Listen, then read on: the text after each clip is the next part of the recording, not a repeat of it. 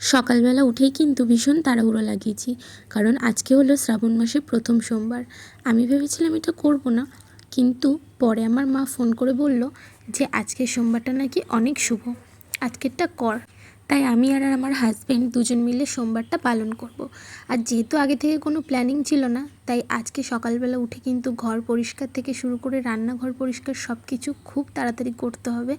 আমার মেয়ে সকালবেলা উঠে স্কুলে চলে গেছে। ও তার আগে তোমাদের সবাইকে বলে রাখি, গুড মর্নিং সবাইকে। আমি জয়িতা। কেমন আছো তোমরা? আশা করি সবাই খুব ভালো আছো। আর আমার এই চ্যানেলে কিন্তু এটা আমার প্রথম লং ভ্লগ, তো তোমরা ব্লগটা দেখতে থাকো, আশা করি তোমাদের খুব ভালো লাগবে। তো আমার হাজব্যান্ড সকালবেলা উঠে কিন্তু চলে গেছিলো বাজার করতে। বাজার মানে কি, ওই সাবু ছোলা, কলা, ফল টল, মিষ্টি এইসব। এমনিতে উপোস করলে আমার তেমন একটা খাওয়ার ইচ্ছা হয় না, কিন্তু তবুও খেতে তো হবে কিছু না কিছু, তার জন্যই বাজার। তো দেখো সকাল সকাল সমস্ত কাজগুলো রেডি করে নিয়ে আমি কিন্তু স্নান করে চলে এসেছি। আর স্নান করে এসেই আমি ফার্স্ট যেটা খাবো সেটা হলো চা, কারণ সকালবেলা উঠে আমি যেহেতু চাটা খাই, তাই চাটা না খেলে আমার যেন সকালটা শুরুই হচ্ছে না। তো তারপর দেখো আমি একটু রান্নাঘরে এসে দেখি আমার হাজব্যান্ড কিন্তু আমার জন্য চায়ের জল বসিয়েছে। ও নিজে চা খায় না, কিন্তু প্রত্যেক দিন সকালবেলা আমার চাটা ওই করে দেয়। আর সবসময় নিজেকে একটু যদি কেউ প্যাম্পার করে তাহলে কার না ভালো লাগে বলো তো। তো এবার ইচ্ছা ছিল যে মন্দিরে গিয়ে বাবার মাথায় জল ঢালবো, কিন্তু হলো না, কারণ আমাদের এখান থেকে অনেকটাই দূরে মন্দির, এখানে আমি একা যেতে পারবো না, আর হাজব্যান্ডের ছুটিও নেই, তাই বাবার মাথায় জল ঢালা মন্দিরে গিয়ে আর হলো না। ও হাজব্যান্ডের জন্য ফল টল কেটে ছোলা টোলা সমস্ত কিছু রেডি করে ওকে গুছিয়ে দিলাম। ও নিয়ে চলেও গেল, আর যাওয়ার সময় ছাতু খেয়ে গেল।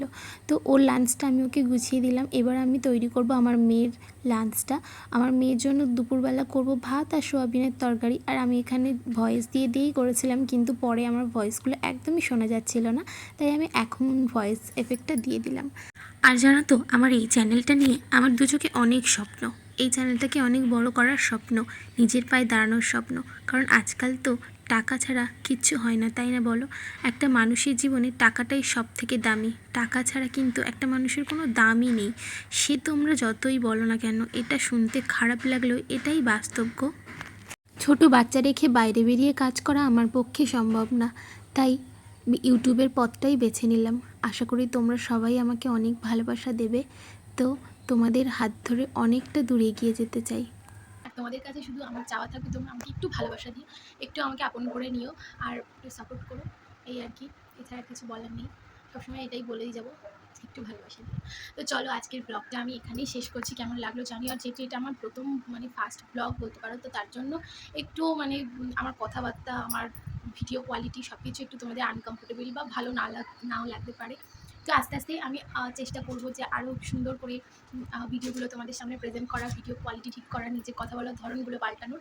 তো সব কিছু আস্তে আস্তে হয়ে যাবে, আশা করি তোমাদের ভালোবাসা পেলে। তো জানি না আজকের ভিডিওটা তোমার কেমন লাগলো তোমাদের। তো যদি একটু ভালো লেগে থাকে তাহলে প্লিজ ভিডিওটা একটা লাইক করে দিও, একটু শেয়ার করে দিও, আর যদি পারো তোমার চ্যানেলটিকে একটু সাবস্ক্রাইব করে দিও। তো চলো টাটা, আজকের মতো এখানে ভিডিওটা শেষ করছি। সবাই খুব ভালো থেকো, সুস্থ থেকো।